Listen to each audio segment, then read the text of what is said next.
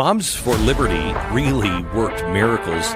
We have a crisis in America in public education. This is the future of our kids and our country.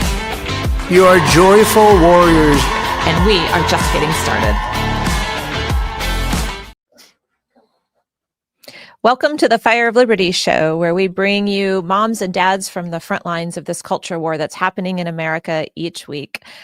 We are excited today. We have Sarah Garriott here with us from Pierce County, Washington, from behind the blue, I call it a wall, but I think you called it this morning a curtain. The curtain. Yeah, we're happy to have you here. Thank you so much for having me here today. Yeah, so you arrived in Florida last night. Late last night, yes. And you got greeted by our wonderful Florida weather we get. And so in the summers in Florida, it is beautiful and sunny, and then massive storms come through, and then it's beautiful and sunny. But yeah, they locked us out of Orlando and rerouted us into Jacksonville, but I got here.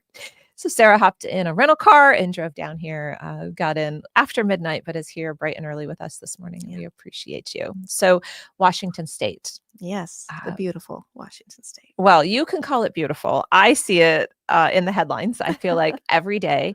This morning I was on X scrolling, as I do when I first wake up, and you had some drama there this week. It's kind of breaking news out of Seattle. I think we have a clip that we want to play of one of the worst ones I saw this morning, if you ask me.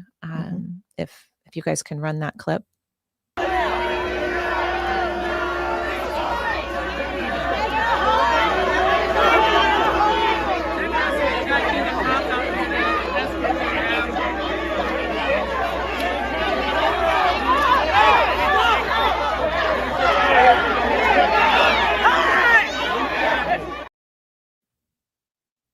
Sarah. So, what we just saw, for those that are maybe just listening, is a mom with her baby.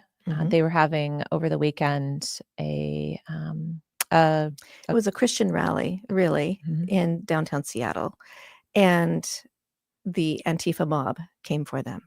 Yes, that's what happened. They're calling it they had last night they had a free speech rally with a lot of the Christian people coming there to Seattle, and Antifa, of course, showed up again. That's what I think you saw last. Yeah, so it's all a continuation. So over the weekend, a group of Christians got together and had a rally, and the trans activists and Antifa, it seemed like when I was looking at the videos, we call them trans-tifa. It turned violent. They arrested 23 of them. Yes, and if you saw the Seattle Times headline, of course, they said, that were arrested at a fascist family values. I did see you post that. I hadn't seen that one yet. It's just unbelievable, as if that's the truth. That was one of the headlines that Antifa themselves put up, but they then said, Seattle Times took it as if that were the case. Shame on Seattle Times. Well, it's not just them. It's pretty much every news media outlet in Washington State, barring a few, noble independent journalists who we are so grateful for. Yeah, so the media, we've seen that nationally for a long time, but I think it's worse there in Seattle. Yes. And maybe we'll talk in a little bit about when I came out to Seattle and spoke. I wasn't in Seattle. I was in we're in Spokane. In Spokane. But I remember referencing the Seattle Times and their commentary on education and what was happening at the time. We don't have to get into all that. So they called a fascist family values rally. Yes. And what I would say was inciting probably the trans activists and Antifa to come out. Yes. So the people who were actually attacked were somehow the instigators, and those who doing the attacking are somehow the victims. It's really, and then I think because they were exercising the Christians, they're exercising their right to free speech. It's really quite remarkable. And I think that the mayor came out and said something that, what did he say? Do you remember? I don't remember exactly what he said. I was traveling all this time, sorry. Getting ready to come down here, but I have noticed, yes, he's obviously in defense of Antifa rather than, and not just Antifa, but he said something about like Antifa as well. The Christian group that was there didn't represent the values of their city. That's what he wanted to look into how they even got a permit to have a rally in Seattle, of all things. Yeah, I know. And have every right to be there. Yeah. And so that was over the weekend. 23 get arrested. I think a police officer broke his hand or finger. Yeah. There was water bottles thrown at them. Violence had started. And so the Christian group went back last night on City Hall steps to protest the mayor pretty much calling, and let's say the Seattle Times calling them fascists. Several friends who were up there, last night. And so the video that you just saw was a mom with her baby trying to leave that rally and being closed in and surrounded by Antifa and the trans activists.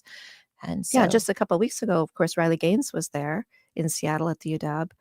And I went up there with my son and some other friends of ours, and the same thing happened where you had Antifa there following an elderly couple. I don't know if you saw that. No. Following an elderly couple as they were trying to leave and telling them they wish they were dead, that they wish that they would be swinging from a tree, that their blood would be beautiful all over the sidewalks, throwing feces at some of the people who were there in line. I mean, it's really unconscionable. And yet they are arrested and then they're released that very next day. And we have then our governor now, Bob Ferguson, who when he was the AG had his domestic violent extremist organization. He's trying to come up with basically a rule of what is a domestic violent extremist. And their definition, when I went to Olympia to hear the hearing, was 1333 was the House bill. Their definition of a domestic violent extremist was anyone who questioned elections, anyone who spoke at school board meetings against parents' rights, anyone who questioned the mask or vaccine, or anyone who had LGBTQ groomer type messaging. That's what they consider domestic violent extremists. Meanwhile, you have, Chaz Chop in 2020, you have them burning buildings. The night before Riley Gaines came, the UW, the engineering building was trashed by, we call the Hamasniks, right? But those aren't extremists. It sounds like yeah, exactly. He might be a member of or a patron of the Southern Poverty Law Center, because that sounds like the same terminology that they like to use. Right. And I was calling them out last night on X. I'm like, where are you, Southern Poverty Law Center? You've got police getting, abused and things thrown at them. You've got moms with babies being surrounded by no, it's her. She's the one who's causing this, so twisted, inciting the violence. Essentially, is parents. So Washington concerned about State. Their children's education. So Washington State. Let's talk about Washington State. We're going to back up and actually introduce you properly, because we skipped over you completely. Breaking news. And went into I know what is happening in your state. That's because okay. there's so much. It's not about me. It's what's going on there. Oh, this episode is about you. This episode is absolutely about you. You are a warrior in a deep blue state. And we have so many moms across the country that tell us all the time, you're so lucky you live in Florida. You're so blessed. You're so this. And we know it. Right. We absolutely know it. But they're really struggling out there. And so this episode is about you and about them and giving you a voice. So let's start. Just who are you? Like, what your family? Tell us some things about you in general. I am a mom of 3 children, mostly grown. My youngest is 14. And I'm still homeschooling him, actually, part-time. He's a hybrid student, so he takes classes at the public school, like PE or shop, and then I homeschool his academics. And I have a son who's a senior this year. He's actually in a trade program, electrical construction, so he actually has another half a year left to go before he can graduate, because it's a 2.5-year program. And then our daughter is graduated already and off and running. So busy mom, doing mom things, living in Washington. And so I am, I'm curious, actually, I know because you just told me, but I think everyone should know a little bit about your background and things that you have done, where you've studied. I was just shocked by where you've been, the things you've learned. And so could you just touch briefly on some of the places that you have been? Well, I was born and raised in Washington, as you said, a 4th generation Washingtonian. I'd say raising a 5th. My husband and I met while we were both studying at Nanjing University in China. We were both studying Mandarin Chinese. Slow down and say that again. Where were you studying? At Nanjing University in Nanda. Yeah, in Nanjing, China. Yeah. How do you get to China to study? Like how? Well, how I love languages growing up. I love people. I love people of all cultures and all languages. It was a passion of mine. And so when I went to university, I studied German, actually. I was a German major and a Spanish minor. I did an internship in Hamburg, Germany, before I was a missionary, then in Switzerland during the Serbo-Croatian War. So we had a lot of refugees there from Africa and from Serbo-Croatia during that time in the early 90s. After that, I went on, I studied a semester abroad in the Holy Land at that time. I also did that. The Holy Land? The Holy Land in Israel. So you did a semester in Israel? A semester there. And I also studied. Then after I graduated, I went on to study translation and interpretation. Now, my mother, being a public school teacher, really wanted me to get my teaching degree. And I really wanted to study translation and interpretation. So I appeased her. I did all of the classes and coursework to become a teacher. But I didn't do my student teaching because I was dead set to work in the translation and interpretation field. my mother was right. I should have listened to her, but at least I had all those courses behind me. I'm really grateful for that. But I loved doing the translation interpretation. I don't regret that at all. So I moved to Seattle and started working for a German language translation organization, and eventually also began studying Mandarin Chinese at the University of Washington, to answer your question, and then went and studied for a semester abroad at Nanjing, where I met my husband, who's from Southern California, and the rest was history. How as many they say. languages do you speak? I speak English really well. Well, that's good. And I speak German quite. I was just back in Germany this last summer and was pleased that I can still speak it after 30 years, speak it quite fluently. Spanish is rusty now. I don't use it as often, certainly. And my Chinese, I say I can shop at this point. It's been 30 years since I was there. And Can you read and understand it? Not or- any longer. I Okay. used to be able to do that much better than I can now. But yeah, Fascinating. I love people. I love languages. I love cultures, and have a deep appreciation for the value that all these cultures bring. And of course, it's one of the reasons I love Seattle, because Seattle is brimming with people from all over the world. And I loved being in that metropolitan environment. And I wanted my children to have that and be exposed to that. And so you met your husband in China, you moved back to Washington, Yeah. and then you moved out to an We moved to an island in the Pacific, as we like to say. That doesn't sound very islandy to No, me. it's an island. We can only get there by ferry, but we were there in the middle of Puget Sound, and just, ferry ride from Seattle, a ferry ride from Tacoma, and we loved it. We called it a Huckleberry Finn lifestyle, and raised our 3 children there for 18 years, and really, it's just really idyllic. It sounds beautiful. I have looked at pictures of it. I like hot and sunny. I like 100 degrees, 100% humidity. So not so much my jam, but it is beautiful. It's a beautiful area. When I came out to visit you all, even the state, I was surprised at how lovely it is, because there's so much bad news out of there all the time. It's very, it has all I grew up in East Central Washington, actually, in Yakima. Got my first pair of glasses in Spokane. And my great-grandfather homesteaded up in the Okanagan and northern, and it's rugged. And there's farmlands in the east, and then on the west, of course, you have the mountains and you have the rainforest. It's very diverse. It is just gorgeous. And the resources in Washington are some of the most plentiful in the United States. So you're out on this island for 20 years raising your kids in your Huckleberry Finn life, Yes. as you just called it. And how did you, what started opening your eyes to things that were maybe going wrong in Washington, or even Right. just out on your island? Right. Well, my mother, when I was a teenager back in the 80s, started encouraging me to do homeschooling. And so I homeschooled, actually, middle school and high school, and had always been involved in public education. Had lots of family members that were in public education. And I believed in public education. I still do, very strongly. So all the people who say, you're anti-public education, my mother told me, you should homeschool your children. And I said, no, I'm going to put them in public school. It's a wonderful environment. It's a small island, and I'm going to be very involved. And I have good communication with my children. Isn't that what every parent says? So if there's anything, we'll talk about it. And that's what we did. And I was in school on a regular basis with my kids, helping with reading and math. And it wasn't until our daughter became in middle school and in high school, and really the environment started to shift. And we noticed politically on the island, things really started to shift. It became sort of a running joke. We'd have to uncover any kind of conservative-minded individuals on the island and have a secret handshake, so that your car wouldn't get keyed and your business wouldn't get blacklisted. And we couldn't speak out anymore about what we thought or how we felt about things. What time period? What years? This was in the are we early 2000s. I mean, 2006 it was really when it seemed to shift. Okay. 2007, 2008 just kind of kept getting progressively worse. By the time the 2016 election happened and Donald Trump was elected, who I didn't vote for, by the way, at the time. Interesting. This seems to be a little piece, a nugget of information that every guest on here right. I didn't vote for Hillary either. I voted independent. It was like a throwaway vote. Like I'm not happy with what's going on.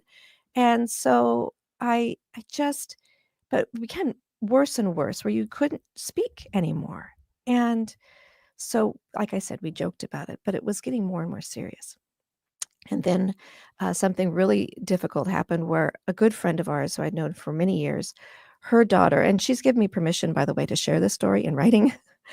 She herself works for a school district, not the school district that we were in there. She works for a school district in Washington, and she doesn't feel like she can actually tell this story, even though it happened to her family personally, because of her profession.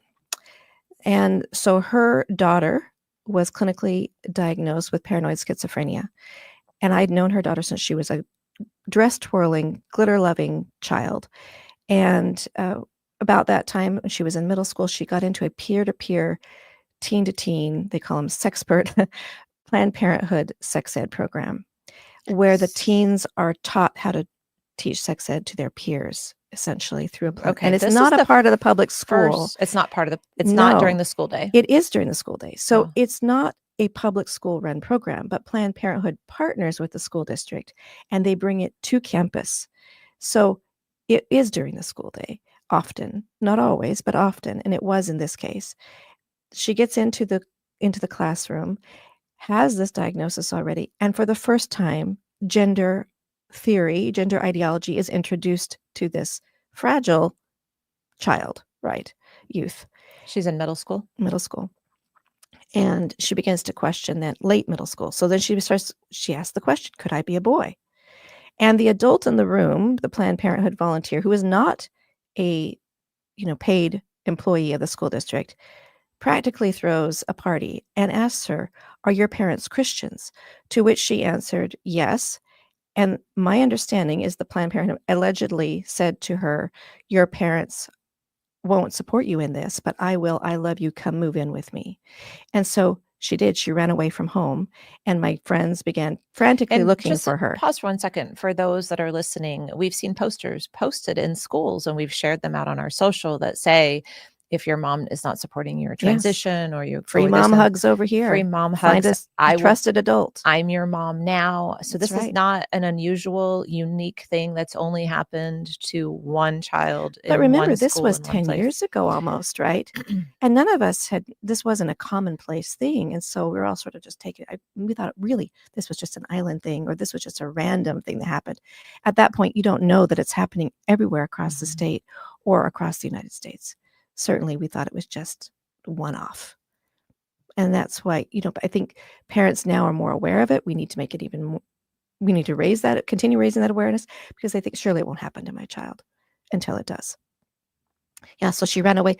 My friends began knocking on the doors, trying to find their child. She had actual life-saving medication. She needed the abductor, didn't want to believe them that she had a medical situation. The police were called in. Hold on. Did I miss part of the story? The abductor? I call her the abductor because it was this Planned Parenthood volunteer who encouraged her to move in with her. So right? the child, she's still a minor, Yes. leaves home and moves in with the Planned Parenthood leader of this class. It's not a class. It's a class? Yeah, it was a class. Okay. So parents can't find her. She's pretty much been abducted, I guess. Yes. That's the terminology. And so they called the police, and the police, did they do anything? They start looking for her. Yes, eventually they gave the abductor an ultimatum, you need to return their child. And they agreed to meet, and they did get her back eventually.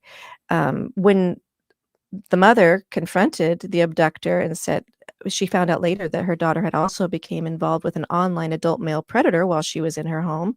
And she said, believe it or not, this is what her mother tells me. She said, allegedly, the Planned Parenthood volunteer looked her in the eyes and said, your daughter's right to question and explore her sexuality trumps your right as a parent to interfere.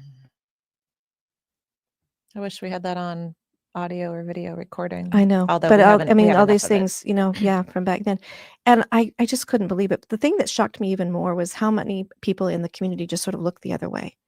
And they didn't say anything. It was just sort of like, well, and I think part of that, what did you do? Like, what was your just reaction? shock? Like, well, that really wouldn't happen, or you must be blowing things out of proportion, or there's all these. Eventually, this really doesn't happen, but it was happening, and it did happen. What did you do? Well, I supported my friend, of course, and tried to find out what was happening and tried to comfort her. And then eventually, when she got her back, they moved forward and eventually moved off of the island and got their family to a safer place. I think it's important to note that that all of these things do happen, and that parents need to be aware. And they think, well, I'll just talk to my child and everything will be well. She continued to talk to her child and she had open communication, but still, these kids are really fragile and they're impressionable. And when adults tell them things, they believe them, especially if they have other problems there. So, yeah, it's a difficult situation.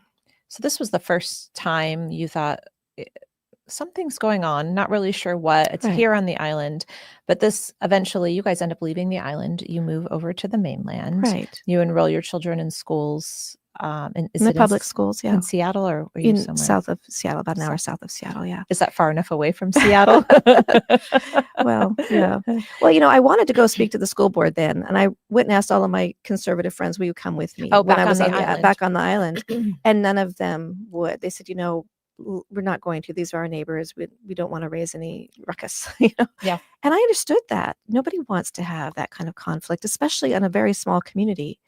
So yeah, eventually though we did, my daughter got actually into it was a assembly at the high school when she was a freshman in high school. And that's when they had the Gay Straight Alliance Club come in and they did a presentation. And I wasn't made aware that this was going to This is happen. over on This the is still on the mainland. island, Oh, still on actually. the island. Okay. And at that point, they told her, she came home and said to me, hey, Mom, now we had this whole transgender conversation because of what happened with our other friends, thankfully. Otherwise, I never would have had that conversation with her. She came home and she said, hey, Mom, they told us at school today in this assembly that it's common and normal to question your gender. How can that be when less than 1% of the population identifies as transgender? That great critical thinking. One of her friends tried to get up and walk out. The principal came and told him, you must sit down and be respectful. He wasn't allowed to leave. Now, I was not notified that this was happening. This was clearly a sex ed assembly, but it wasn't happening in sex ed class. But we aren't notified. We didn't get to opt out, and that child didn't get to opt out. And who knows why he tried to get up and walk out. This is important in things. So anyway, that's what happened. And then we got off the island. So you got off the island and you moved to the mainland. Mhm. And did you say she got accepted to a school? What were you saying? I might make this up. Okay, never mind. Okay. They're in public school. Public school. We thought we're going to be in a bigger pond. We'll be in, everything's going to be great. My husband even said, feels like we moved back to the United States of America. And then a year later, they passed the Comprehensive Sexuality Education Bill in Washington State. Okay, but before, because this is your moment. This is your eyes are opened a bit from your island, but now you're back in the United States on the mainland, and you're watching. You said you had a friend. You were telling me you had a friend that told you you need to really watch what's going on with comprehensive sex ed. I had a friend out of Spokane, actually, a friend of mine from college, who kept sending me little text messages, or not text messages, but emails, and saying, hey, Sarah, there's this bill that's going to be passed, comprehensive sexuality education. You need to pay attention to it. You need to go participate, go down to Olympia, do what you can do, because I was on the western side of the state. Let's pause for a second, because there are people watching right now that hear comprehensive sex ed and all they hear is sex ed. And if they're my age or maybe your age, they're picturing being separated as fifth graders in boys and girls, and the film strip being loaded in, and them saying this is what a boy does. This beep, turn to the next film strip. Let's explain for a second what comprehensive sex ed is. It's a methodology. And that's the first thing, because our state superintendent used to say, I'm not controlling curriculum. You can choose any curriculum you want. But what he didn't finish the sentence is, as long as it's based on comprehensive sexuality methodology. And that's different. Is that? It's consent. So it's shame free. They don't want any shame. So we don't want to talk too much. We're going to mention abstinence, but we're not going to talk too much about it. We want you to be shame free. We want you to be able to say yes. And certainly parents need to be out of the picture. And we're going to include gender ideology. And that's part of it. It's on the learning standards on the state OSPI website. So it's more. So there's standards. There's international standards to comprehensive sex ed. This is very insidious. You've talked to me about Planned Parenthood in your state. You've mentioned it already in this interview.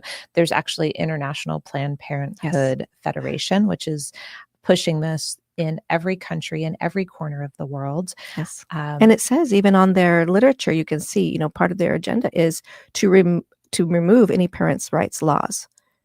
So they are trying deliberately to get the parents out of the picture and to promote consent to children. And they're working, the International Federation is working with the WHO, with the WHO, with the United Nations, UNESCO. When it's, we could have a full day seminar on this and start peeling back the onion. But it's in remote areas of the world, and it was clearly at your doorstep in the state. I realized then it wasn't an island thing anymore. In And the I state thought, of well, it's just a Washington. state thing. And now I realize, oh no, this is nationwide and this is global. Yeah. And just so people understand, some of these standards are by the end of second grade. Children need to understand and believe that they can be a boy or a girl, neither or both, that it can change depending on how you feel I find that that day. so egregious, because these children, before they're 8 years old, they can't have, I mean, anybody who's taken any kind of child development understands that these children cannot understand abstract thought. And how dangerous is it to introduce this idea to young children when they cannot understand? So why are they doing it, in your opinion? To confuse me. I mean, there's a lot of, we could go down all those rabbit holes. There's a lot of reasons. I think certainly money, power, all play into this, really, separating the children from the family, disrupting the family. Yeah. And so some of the things we've seen play out with comprehensive sex ed, I'm not sure what you've seen in Washington State, but Scarlett, that was on our first episode, has talked at length publicly about what they see in Wisconsin, because they have comprehensive sex ed also. And it is egregious. They're teaching children about every type of sex, not just one or two basic types. And we won't go into detail here, but oral, all types of things. And it's pleasure-based a lot of times. And it is not a lot of times. It is pleasure-based. They say that quite plainly. It's pleasure-based. It's teaching them pleasure-based sex. Not that it's bad to have pleasure during sex, but instead of teaching them the biology like we learned when we were children, it's teaching them how to find pleasure, and often in ways that some families and faiths and belief systems do not align with. And so, well, right after the sex ed law, we call it the comprehensive sex ed law, passed in Washington State, SECUS, Sex Ed for Social Change, announced that they had 3 new corporate sponsors. All 3 were sex toy companies. Sex toy companies? Yes. And so now would be a good time to tell you guys to visit m4lu.org. We launched Moms for Liberty U, M4LU, in January of this year. But this past month, the topic that we focused on was comprehensive sex ed. And so you can watch the 101 course, the 102 course. We had a movie watch party, and then yesterday was book club that you can go watch with Miss Grossman, and she's been the expert at comprehensive sex ed for a very long time. And M4LU has a lot of resources and tools, videos, white papers, links, studies, stories, how you can fight it in your district. And so we hope you'll check out m4lu.org. Yes, thank you. Yeah. Have you been participating in it? Absolutely. Yes. Yeah, You've it's been enjoyed great. Loved all the resources. It's been very helpful. Yeah. Missy's running that. She's doing a really, really good job pulling that together for everyone. And so comprehensive sex ed is knocking at your door. And your eyes are, I guess, kind of open from your island experience. Again, you just don't believe it. You don't believe it because you haven't seen, like, no, nobody would do that. Nobody would do that with kids. You know, really, maybe a few people here and there, but not generally. And then I went down. I didn't go down. First of all, I watched, they broadcast TVW, it's called, and where you can watch the legislative happenings in Olympia. Yeah. So I tuned in. I thought, fine, I'll at least watch the House debate on comprehensive sex ed one night in the middle of the week. They always have these things, of course, in the middle of the night. Why is that, Tina? So I tuned in. It was like 7:00 at night, along with thousands of others watching, and watched the House debate on comprehensive sex ed. And that's really the moment that I turned to my husband and said, that's it. I'm done. They can call me all the names. I'm going to get emotional. I'm sorry about that, but they can call me all the names. But nobody should be doing this to our kids. This is not okay. I take a deep breath. There's tissues off Yeah, here, thank right, you. if you need one. It really has to stop. It really has to stop. And I watched them until 2:00 in the morning. And the Republicans did a really great job. They did a really great job in having all these amendments. They had like 200 amendments ready to go and say, hey, if you want to, teach this stuff to our kids, we're going to have all these reasonable common sense amendments. And one after the other were voted down. I mean, really rational things. You would think any common, normal person who cared about children would say, yeah, that's not okay. Anybody who cares about children being sexually abused would say that does not belong in public school. And yet and they even put a warning on the bottom of TVW, this may not be appropriate for minors as they're reading the things that are happening there. One of the amendments that was really shocking to me was the amendment that teenagers should be able to opt themselves out of sex ed. Should they have any kind of abuse going on at home that we're unaware of without a parent's signature.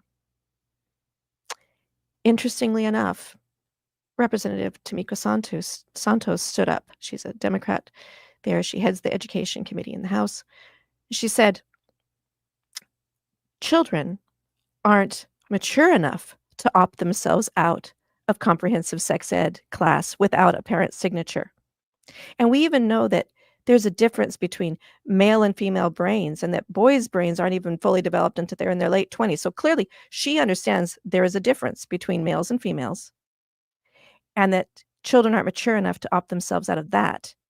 But then they go on to pass just a couple of years later this bill 5599 in our state, where a child can literally now run away from home if they want to seek any kind of so-called gender affirming care or abortion care, and can be basically hidden. Not basically, they can be hidden from their parents. And the parents, if the police know where that child is, the police cannot tell their parents where that child is. So egregious. It's so, we call it, state sanctioned kidnapping, which it essentially is.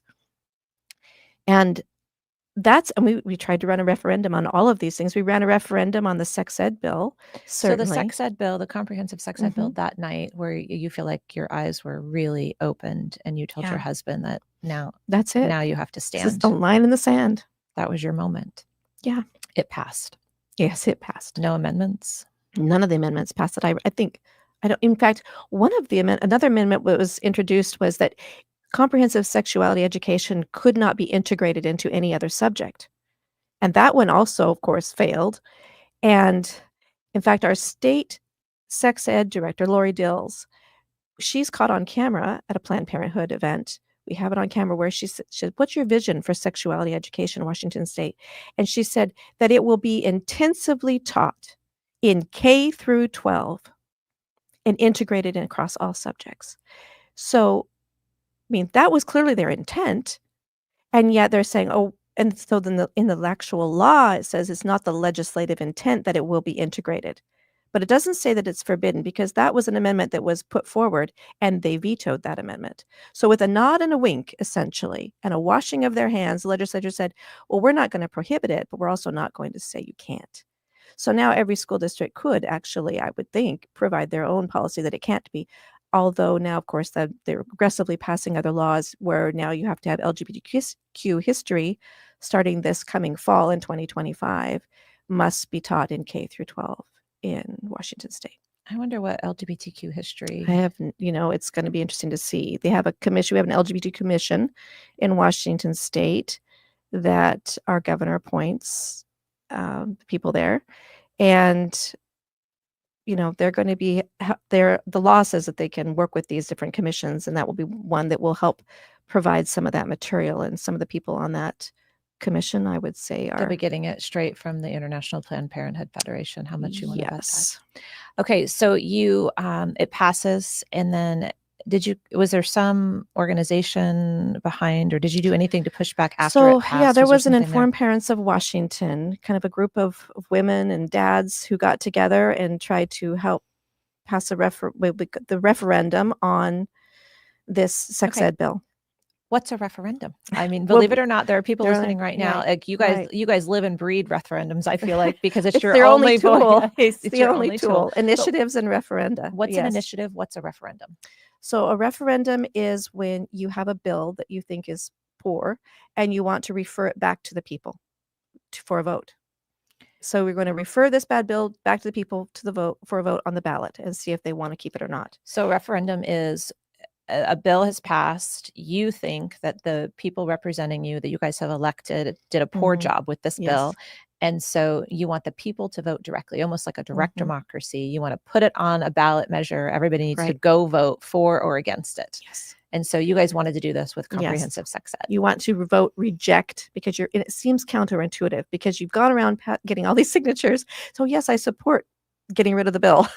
And so you want to say, I support this referendum to get rid of the bill. Therefore, you must then reject on your ballot.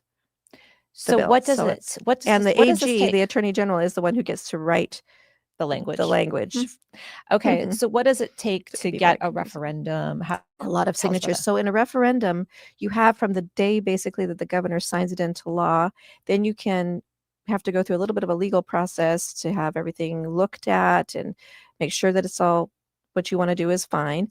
And then you have to collect signatures, and it's a percentage of whatever the governor got when he was elected, the votes.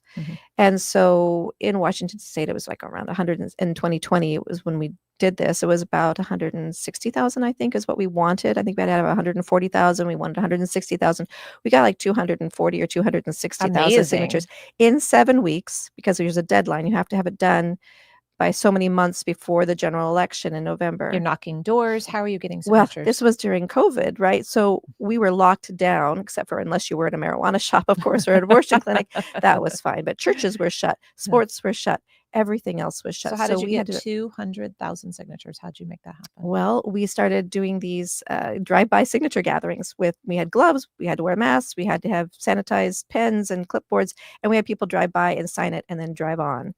And yeah, that was pretty amazing. In fact, the very first one that we set up in my town, there was, some snitch lady who came up and said, hey, they're doing this gathering in the parking lot. And it's, and so it was in city limits. So they kicked us out.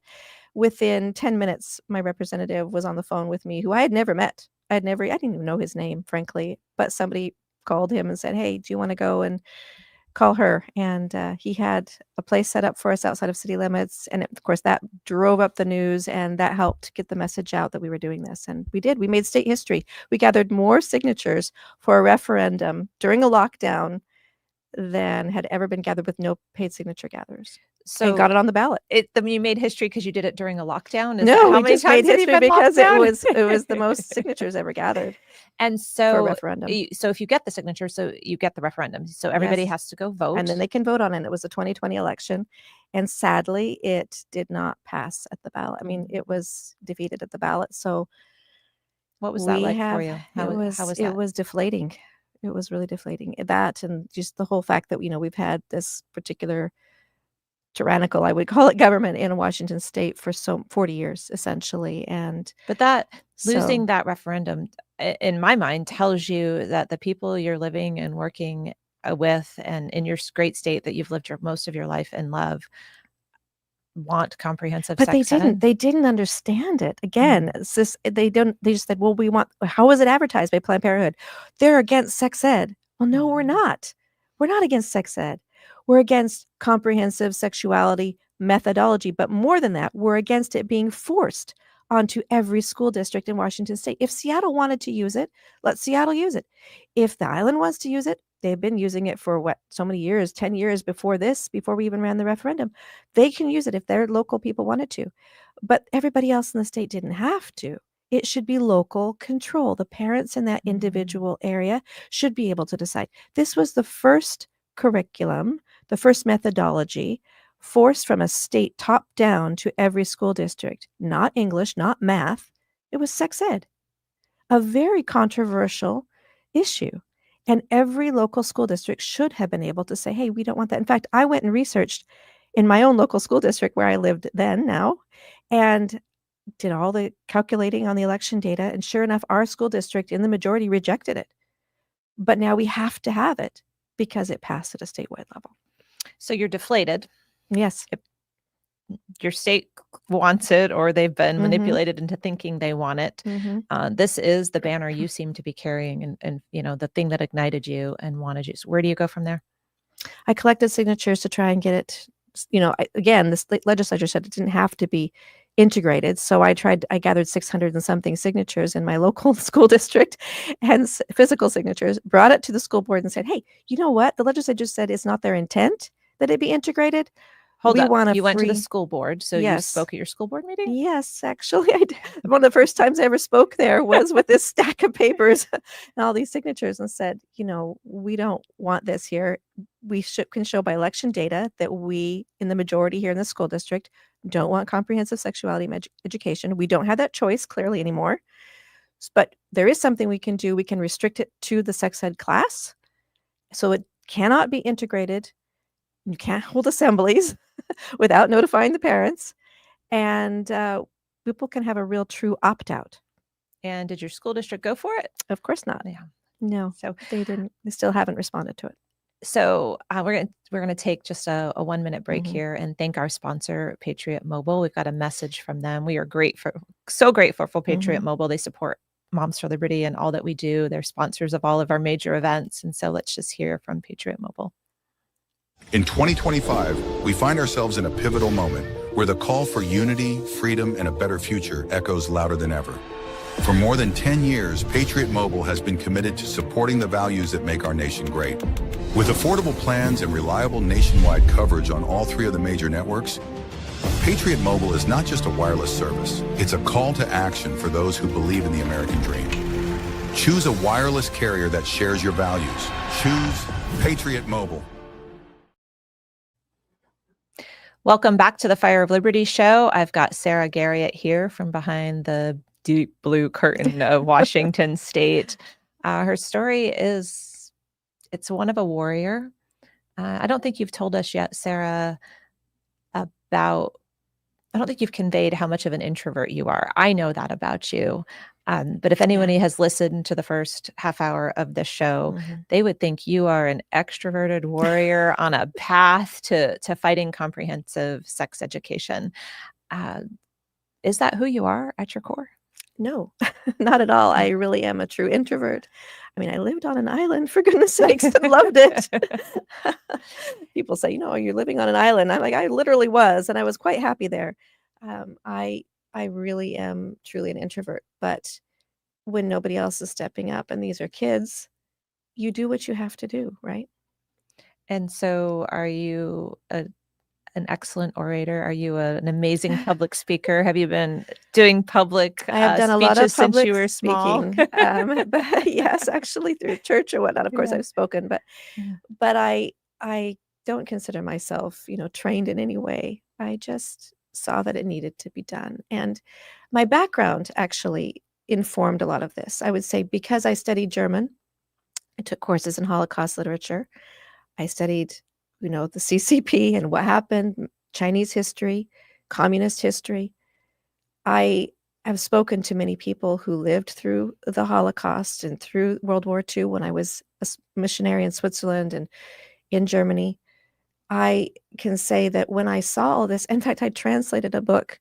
I helped to translate, I should say, I collaborated on a translation of a book on propaganda during World War II under Joseph Goebbels and what he did for propaganda. And when 2020 happened and all this messaging was coming across my social media, we were censored and deplatformed and told that our comments weren't in alignment with community standards. I looked at my husband again and said, that's the CCP. We don't do that here in the United States of America.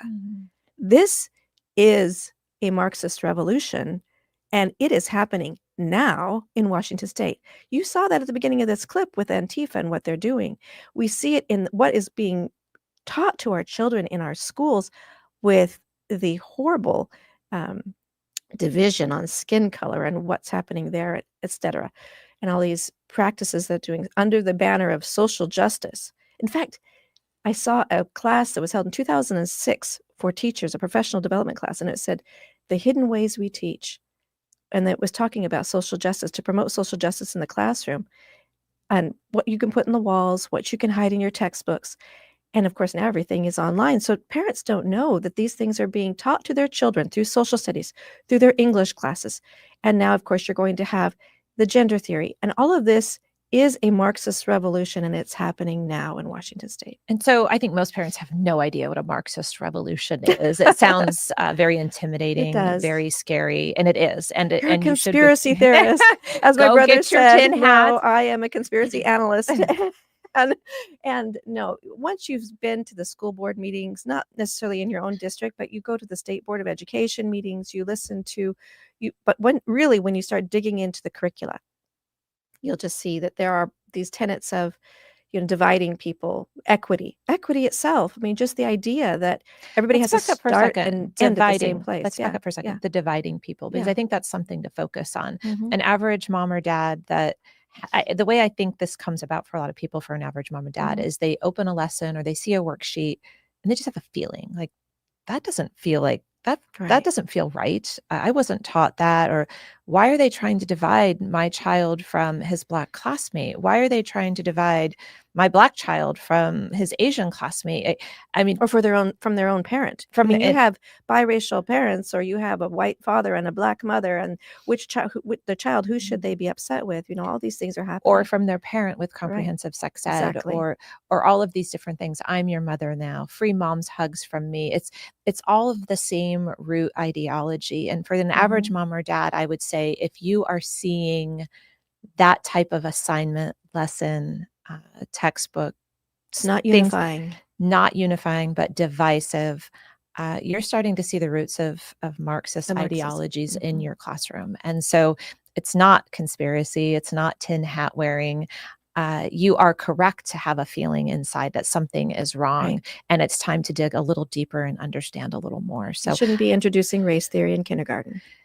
correct. Or first grade, or second grade, or fifth or grade, for anything that else. matter. Right. Yeah. Right. It's a college course, right? As they've told us Yeah, all so along. we're not teaching critical race theory. No, you're not teaching the course in college. No, but you're using the theory in application. Okay. Yeah, there's actually, ethnic studies is another one that we see in Washington State, where the State Board of Education has been trying to make it a graduation requirement. They haven't succeeded in doing that yet. But so what's wrong with a class called ethnic studies? I mean, exactly. Americans like me that love other cultures, love other people. There's nothing we want to celebrate that. We always have as Americans. We're a melting back pot. up, Sarah. So you've studied in multiple countries. Yes. You have taken courses, multiple courses on studying the Holocaust, different cultures there, you have studied all kinds of things. Right. So why would a course called ethnic studies be a problem? Normally, I would have just brushed it on past until I opened some of the textbooks. And we have a textbook it's actually a teacher's manual that's being used right now in the North Shore School District for sure. I don't know where else it's being used, but on ethnic studies, it's a high school class that they're offering there according to the learning standards on ethnic studies that's on our Office of Superintendent of Public Instruction's website, or OSPI as we call them. And it says that English is a racist language. It's the language of the oppressors. Excuse me. So you're not studying and celebrating other ethnicities. You're putting down. You're putting down some. Putting down English, and putting down white people, and putting down your traditions and cultures. I'm causing more Scandinavian. division. Right. Causing more division instead of unifying. Exactly that. And so, in fact, on the OSPI website, it says that they want students under the ethnic studies learning standards. One of the pages there, it says, we want students to more deeply understand that it is, quote, whiteness that divides us all, end quote. Okay, so your banner is comprehensive sex ed, mostly all of these things, but comprehensive sex ed, the dividing of parents from children, the division that's going on in schools. You have tried to bring things to your school board and failed. You have worked your tail off with others and other organizations to get 200,000-ish signatures. You get it put on the referendum. Your people in your state vote you down. And then somewhere along the line here, you start a Moms for Liberty chapter. I did, yes. And why? Why would you do that? It sounds like you're active, you're doing things. We why built would lots you? of coalitions. Really, the main motivator was because we feel like we're behind a blue curtain. The media does not support me. When we ran the referendum, everything was slanted against us. Again, how can parents know what the real issues are? They aren't getting to hear our side of the story. And to get our message out from behind this blue curtain, we really needed to have other people who could help us elevate that message. And so my husband said to me, hey, you need to look at this group called Moms for Liberty. You need to get started. You need to go do that. And I'm like, I am, up to here in momhood and everything else, but he's a great support to me. I couldn't do anything I do without him. He really is amazing. So he said, you need to go and do this. And so I said, well, okay, gulp. And I started a Moms for Liberty chapter, and same time several other chapters started. I mean, hats off to the chapter chair in King County and Strite, and to, Bo Begelman in Spokane, and Johanna in King County, Seattle, right? King County. Yeah, we're talking about Seattle. For somebody to take on that role and say, I'll be the Moms for Liberty chapter chair in Seattle, Washington, King County. I will say that That takes some. When we first launched, we were like a 3-man band around here, and I was actually taking all of the requests for chapter chairs myself and interviewing them haphazardly. One of the first ones came from King County early on when we launched Moms for Liberty. And the gal really wanted to start a chapter, but her husband worked for Microsoft, it's located out there, right? And she felt like he would lose his job. And we went through several phone calls, conversations, and she was kind of devastated when her and her husband came to the realization she couldn't start it. He would lose his job. Another one called 2 weeks later and wanted to start in King County. So you had a lot of people in King County that wanted to start up until Anne launched that chapter. Well, almost a year later, another one wanted to, but her husband was a police officer. And again, she said, there's no way. My husband is a police officer in Seattle. Like, I cannot start a Moms for Liberty chapter. What will happen to him and our family? So I said, the Marxist revolution is here, right, in Washington state. If you cannot speak freely, you're not free. That's not the United States of America. And so what do you think about your state? I get emotional about that too. It's your state. It's your home. It's where you live. Well, and the thing that's really frustrating to me about this is that you have personalities come online and say, hey, if you live in Washington state, move now. Personalities like who? Glenn Beck. So Glenn Beck is a good friend of ours. Others, yes. He's a good friend of ours, and absolutely. We support him, and he supports us. But what did he say? Well, he said you should get out because of the medical law that just passed, where the state can basically take over and say you will get these things done to you, but we still have certain laws that we have rights, and so we aren't going to just roll over. But here's the point I want to make about that is that Washington, Oregon, California, these deep blue curtain states, right? The whole West Coast. What are we going to do, Glenn and others? Are we just going to abdicate the whole West Coast? To whom? To somebody like Gavin Newsom, who's going to roll out the red carpet for the CCP and clean up San Francisco? We're going to lose the Columbia River. Understand how important waterways are. When we're talking about military safety and security, national security, are we going to hand over the Strait of Juan de Fuca? Are we going to hand over the Puget Sound and the Columbia River and the entire West Coast? To whom? If we all leave. I have the quote memorized, but I'm thinking about Thomas Paine, and he said, the summer soldier, this isn't the time for the summer soldier. We need people now to stay. I'm going to get so emotional. I'm sorry. Sorry. Deep breath. So don't squeak. But we've had so many friends who've left. And I understand. I guarantee you I understand. If you have children who are being targeted in their schools for this, transgender, I call it abuse. Absolutely. If you have children who are in that situation, if you can homeschool, you should. If you can get your children to high ground, you need to do that. But if there is any way you can stay and fight with us peacefully, firmly, I have to say that because I live in Washington State. And I am not a domestic violence extremist. That's my struggle session, right? The Marxist struggle session. But if we can stay, we need people.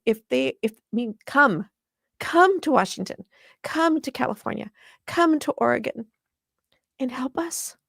Why do you stand? Why do you continue to stand now with? Clearly the pain of watching your state fall apart. It's a beautiful place. Well, watching it being taken over by trans activists. Yeah, because I believe in the United States of America.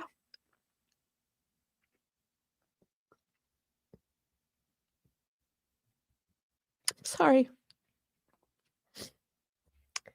this is the nation. It's so dang emotional. I'm sorry.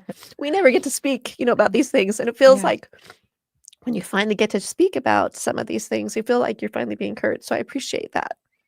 Just pause for a second. yeah. You keep wiping your tears, know. and I just want to acknowledge all of our moms and dads right now in deep blue states that are probably watching and crying along with you, because you're not the first one to come Yeah. to me or us as an organization, just not like just so Feeling beat like down. we need to shoot up a flare, right? Yeah, like come help us. Like, yeah, well, good for you that you're in Well- Florida. Good for you that you have Ron DeSantis. But my goodness, I am Right. out here in a blue state where my family has lived for generations, fighting for the survival of America in the deepest blue area. And that's so, what it is. It's the survival of America. We cannot hand over.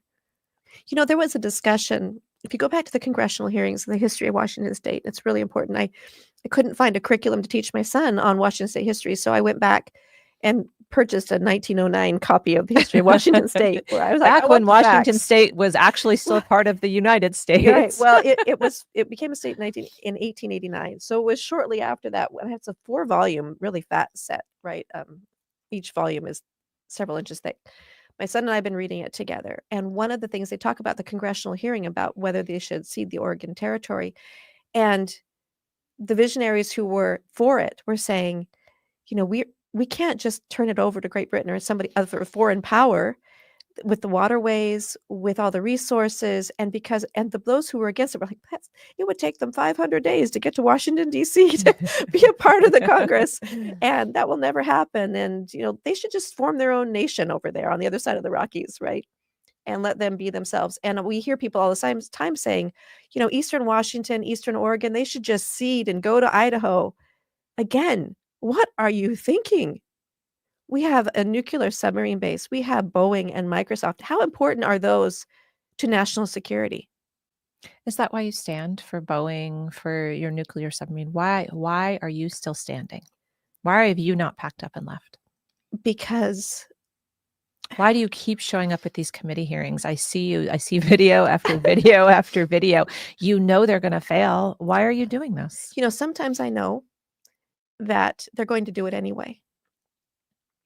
As I reflect often back to my Holocaust literature studies, and in book after book after book that I read about the Holocaust, the German voices saying to me, to all of us, I wish I had said something.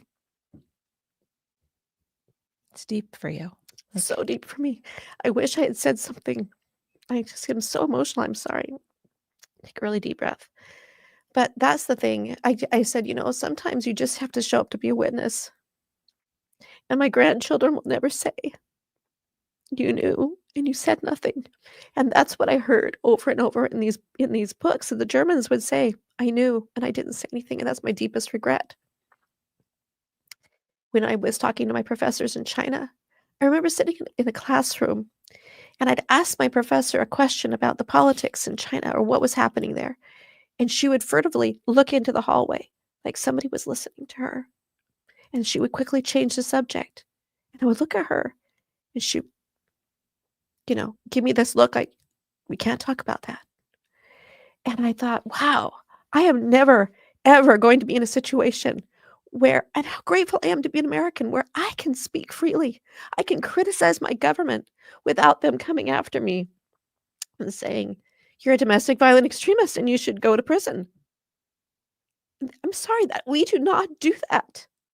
Mm-hmm. And we must stand. And if they tell you you cannot say something, that is darn well what you better be saying. You are such a warrior. Thank you for standing. We need more. We need so many more because it takes an army. It takes many people to stand up and to speak out. And it truly is in love. So what for would this you nation say and for the children? What would you say to those that want to give up, are giving up, are throwing in the towel? I understand. There are so many days when you just think, ugh. I mean, how many times you open up, the real estate thing? It's like, oh, let's look in Idaho. Let's look in Missouri. What's for sale now? I mean, am I moving? Every and that's hard too, Tina, because really it's a conversation on everybody. Are you going? It's an actual everyday conversation. Are you staying? Who's staying? Are you leaving? So not to compare it too much to Germany, but Right, if you've right. watched and read enough, those are the conversations happening in the late 1930s, That's and right. like those That's are the right. exact Exactly conversations the happening. conversations. In fact, I did a monologue while I was at university my senior year. It was for a Holocaust Memorial Day, and I played Bertolt Brecht's Die Jüdische Frau, and she says to her husband, I'm just going for a short time, but I'll be back, knowing full well. And she kind of goes through this gradation of to your doctor, whenever, and they say, oh, you'll be back. It's no big deal, and everybody sort of gaslights everyone. And that's what we're seeing now in Washington State and California, this exodus. It's not a joke. It's an everyday conversation. Are you leaving your home?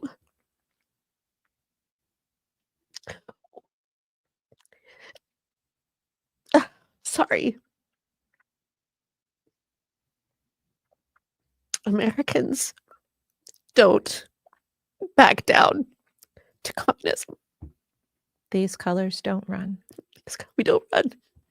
This is not the time, I'm sorry, for summer soldiers.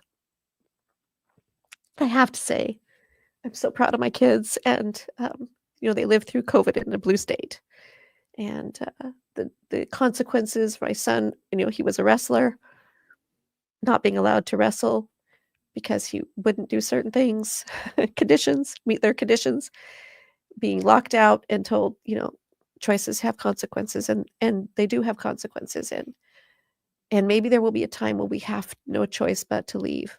But that time is not now. It is not yet. And while we still have a voice, we must use it. We absolutely must use it. We still have a voice. We still have a constitution. It's still standing, if by a thread, in places like Washington. And the bullies, our state superintendent often uses the term, I'm going to use my bully pulpit. And he's now, part of the Parents' Bill of Rights law that was just overturned in Washington State, which is horrific.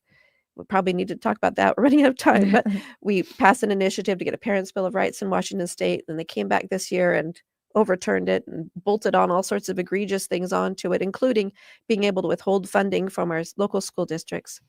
And that we just can't. We can't be quiet. We still have time, and we must.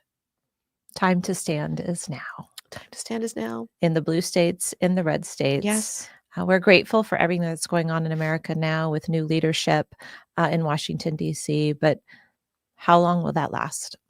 We know that you've got 2 years, maybe 4 years. We need support. We need all the help we can get. The ground game we need to strengthen. So with that, I'm going to ask you, do you have any last words of advice or wisdom for our friends in blue states?